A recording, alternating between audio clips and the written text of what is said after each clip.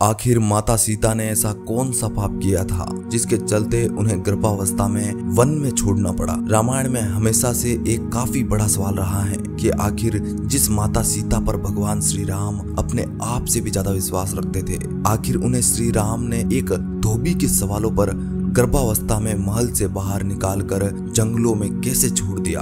इस सवाल का जवाब हमारी साधारण रामायण में तो देखने को नहीं मिलता, लेकिन रामायण के कई ऐसे और स्वरूप हैं जैसे भारत, श्रीलंका, इंडोनेशिया, यहाँ तक कि नेपाल में भी रामायण के अलग अलग स्वरूपों को सुना और पढ़ा जाता है। भारत के भी कई हिस्सों में रामायण के अलग अलग स्वरूप हैं और इन सभी स्वरूपों में एक खास बात है कि इनमें से कई ऐसी कथाएं मौजूद हैं जो रामायण में उठे कई सवालों का जवाब देती हैं, जिनमें से एक में हमें माता सीता और प्रभु श्री राम के वियोग से जुड़े सवालों का जवाब देते हुए एक काफी प्रसिद्ध कथा मिलती है, जिसके मुताबिक माता सीता को अपने गर्भावस्था में जो दुख भोगना पड़ा और वह उन्हीं के कर्मों का फल था जो उन्होंने अपने बचपन में किया था। तो आखिर माता सीता ने ऐसा कौन सा पाप किया था कि प्रभु श्री राम ने एक धोबी के कहने पर अपनी पत्नी सीता पर शक किया और माता सीता को गर्भावस्था के समय जंगल में छोड़ दिया गया। आज के इस वीडियो में हम इसी सवाल का जवाब जानने वाले हैं, तो चलिए वीडियो को शुरू करते हैं। भारत के कई हिस्सों में वाल्मीकि जी द्वारा लिखी हुई रामायण में इस सवाल का जवाब देते हुए दो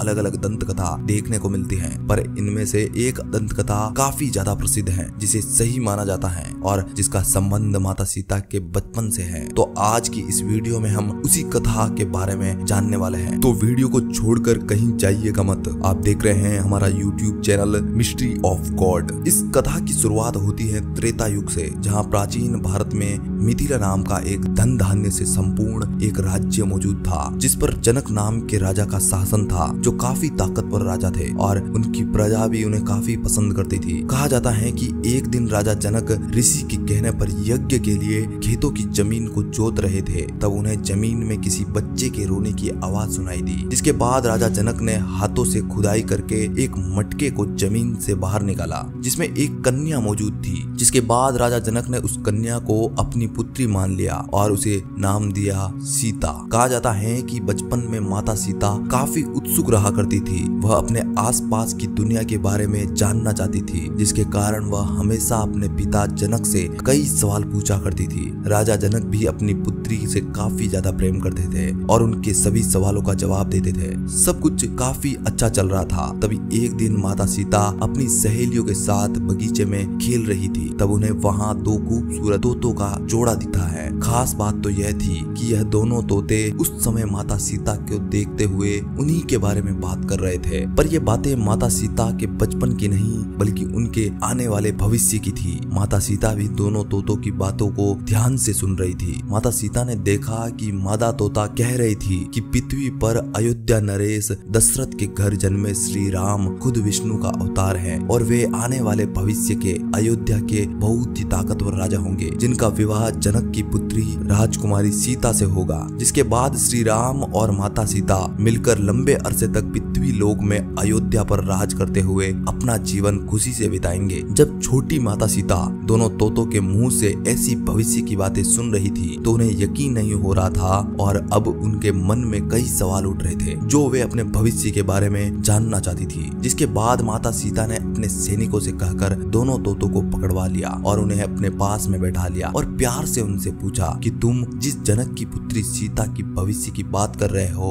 वो और कोई नहीं बल्कि मैं ही हूँ, पर अभी मैं प्रभु श्री राम से नहीं मिली, तो आखिर तुम मेरे और उनके बारे में इतना कुछ कैसे जानते हो? आखिर तुम्हें हम दोनों के भविष्य का बोध कैसे हुआ? जिसका जवाब देते हुए वह दोनों तोते कहते हैं कि पहले हम दोनों ऋषि वाल्मीकि के आश्रम में रहते थे, जहाँ ऋषि वाल्मीकि अपनी दिव्य दृष्टि से रामायण नाम का एक ग्रंथ लिख रहे थे, जो भविष्य में होने वाली घटनाओं पर आधारित है। इस ग्रंथ के बारे में ऋषि हर रोज लिखते हैं और अपने शिष्यों को भी इसके बारे में ज्ञान की बातें बताते हैं और हम उन बातों को हमेशा पेड़ के ऊपर बैठकर सुनते रहते थे। जिसके बाद हमें भविष्य के माता सीता और श्री राम के जीवन के बारे में काफी कुछ पता चल गया। माता सीता को यह बात सुनकर काफी आश्चर्य हुआ। माता सीता काफी उत्सुक थी, इसलिए उन्होंने सोचा कि वो इन तोतों से अपने जीवन के बारे में और भी कुछ सीखे और जान सके। इसलिए उन्होंने उन दोनों से अपने कई और सवाल भी पूछे, जिनमें एक सवाल यह भी था कि आखिर श्री राम कौन है और उनका विवाह सीता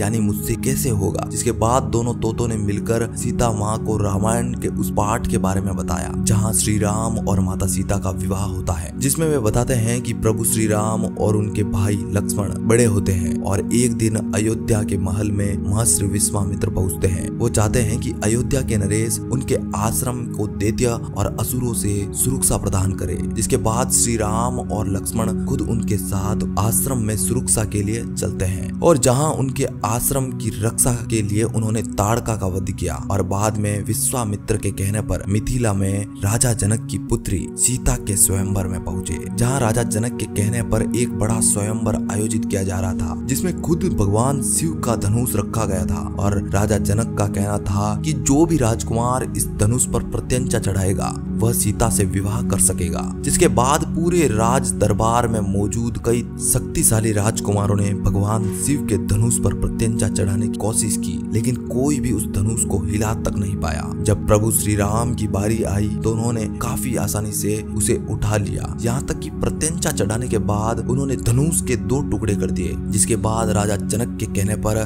माता सीता और श्री राम का विवाह हो गया। माता सीता ने जब तोतों के मुंह से यह कथा सुनी तो वह काफी खुश हुई और मन ही मन प्रभु श्री राम के बारे में सोचने लगी। जिसके बाद उन्होंने नर तोते से पूछा कि आखिर मेरे प्रभु श्री राम कैसे दिखते हैं। जिसके बाद तोते ने कहा कि प्रभु श्री राम का मुख कमल के समान सुंदर है, जिस पर सूर्य के समान तेज है, उनके नेत्र काफी बड़े हैं और नाक काफी ऊंची है, भुजाएं काफी ताकतवर हैं, लेकिन उसके बावजूद भी काफी शांत दिखते हैं, जिनके पूर्ण सुंदरता का वर्णन मैं तो क्या पृथ्वी लोक पर कोई भी नहीं कर सकता। जिसके बाद आगे दोनों तोते माता सीता से कहते हैं कि आप काफी भाग्यशाली हो जो आपको भविष्य में प्रभु श्री राम पति के रूप में मिलेंगे और आपकी दोनों की जोड़ी तीनों लोकों में प्रसिद्ध होगी, आपके प्रेम की मिसालें दी जाएगी। माता सीता को दोनों की यह बातें इतनी पसंद आ रही थी कि वे लगातार उनसे अपने जीवन के बारे में पूछ रही थी। अब यह सिलसिला रोज ऐसे ही चलता रहा, जहाँ माता सीता ने दोनों तोतों को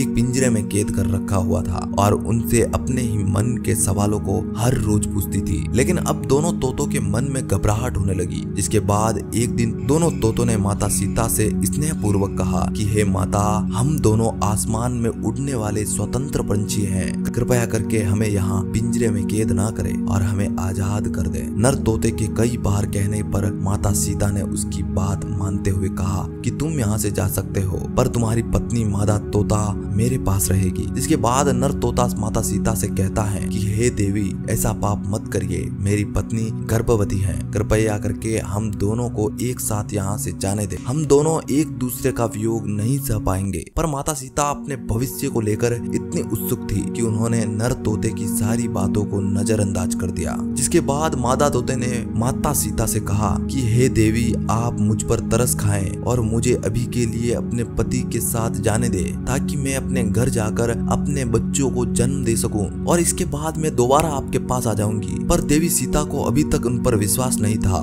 कि दोनों को छोड़ने पर यह दोनों वापस उन तक आएंगे, इसलिए माता सीता ने मादा तोते को नहीं जाने दिया। जिसके बाद दुख में मादा तोते ने देवी सीता से कहा कि हे देवी, मैं तुम्हें श्राप देती हूँ, जिस तरह तुमने मुझे गर्भावस्था में मेरे पति को मुझसे अलग किया, वैसे ही वियोग में तुम भी अपने गर्भावस्था के समय अपने पति श्री राम से दूर रहोगी। यह कहकर मादा तोते की तुरंत वहीं दुख के कारण मृत्यु हो जाती है। इसके बाद जब उसे देखने वहां नर तोता पहुंचा तो वह भी मादा तोते को ऐसी हालत में देख माता सीता से कहता है कि जो तुमने यह पाप किया है, इसकी सजा तुम्हें जरूर मिलेगी। अगले जन्म में अयोध्या में जन्म लेकर यह निश्चित करूंगा कि तुम इस पाप की सजा से ना बच सको। जिसके बाद नर तोते ने भी अपने प्राण त्याग दिए। इसके बाद माता सीता बड़ी होती है और स्वयंवर में उनका विवाह श्री राम से होता है। आगे चलकर वही नर तोता माता सीता के पाप को उनके सजा देने के लिए अयोध्या में एक धोबी के घर जन्म लेता है और आगे जब श्री राम और सीता